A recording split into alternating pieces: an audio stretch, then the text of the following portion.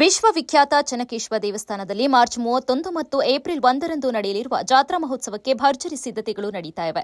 ಲಕ್ಷಾಂತರ ಭಕ್ತರು ಆಗಮಿಸುವ ನಿರೀಕ್ಷೆಯ ಹಿನ್ನೆಲೆ ಪುರಸಭೆಯಿಂದ ಕುಡಿಯುವ ನೀರಿಗಾಗಿ 25 ಕಡೆಗಳಲ್ಲಿ ನಳ ವ್ಯವಸ್ಥೆ, ಕಲ್ಯಾಣಿಯಲ್ಲಿ ಸ್ನಾನ ಸೌಲಭ್ಯ, ಮೊಬೈಲ್ ಟಾಯ್ಲೆಟ್ಗಳು ಹಾಗೂ ತುರ್ತು ಆರೋಗ್ಯ ಸೇವೆ ವ್ಯವಸ್ಥೆ ಮಾಡಲಾಗಿದೆ.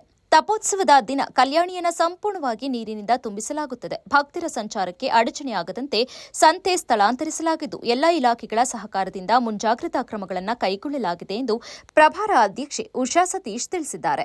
ನಮಸ್ಕಾರ. ಏನು ನಮ್ಮ ವಿಶ್ವಪ್ರಸಿದ್ಧವಾದ ಬೇಲೂರು ಚೆನ್ನಕೇಸ್ವಾಮಿ ಜಾತ್ರಾ ಮಹೋತ್ಸವ ಚೆನ್ನಕೇಸ್ವಾಮಿ ಜಾತ್ರೋತ್ಸವ ಆಗ್ತಾ ಇದೆ.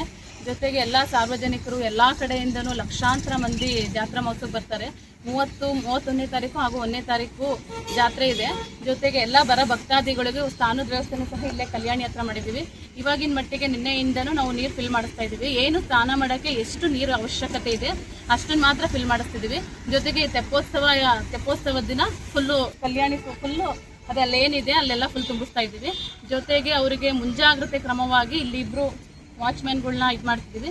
ಮತ್ತು ಜೊತೆಗೆ ಏನು ಇಲ್ಲಿ ದೇವಸ್ಥಾನ ಸರೌಂಡಿಂಗ್ ಏನಿದೆ ಇಲ್ಲಿ 25 ಕಡೆ ಕುಡಿಯೋ ನೀರಿನ ವ್ಯವಸ್ಥೆ ಆಗಿರ್ಬೋದು, ನಲ್ಲಿ ವ್ಯವಸ್ಥೆ ಫಿಕ್ಸ್ ಮಾಡಿಸ್ತಾ ಇದ್ದೀವಿ.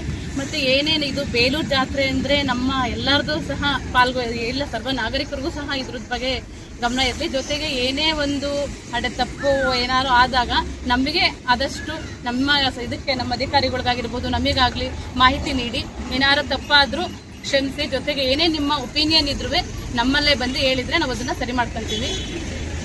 ಈ ಸಂದರ್ಭದಲ್ಲಿ ಪುರಸಭೆ ಆರೋಗ್ಯಾಧಿಕಾರಿ ಲೋಹಿತ್, ಹರೀಶ್ ಸೇರಿದಂತೆ ಇತರರು ಉಪಸ್ಥಿತರಿದ್ದರು. ಒಟ್ಟಿನಲ್ಲಿ ಭಕ್ತರಿಗೆ ಯಾವುದೇ ತೊಂದರೆ ಆಗದಂತೆ ಪುರಸಭೆ ಸಮಗ್ರ ಸಿದ್ಧತೆ ಮಾಡಿಕೊಂಡಿದ್ದು ಜಾತ್ರಾ ಮಹೋತ್ಸವವನ್ನು ಯಶಸ್ವಿಯಾಗಿ ನಡೆಸಲು ಎಲ್ಲಾ ವ್ಯವಸ್ಥೆಗಳು ಸಜ್ಜಾಗಿವೆ.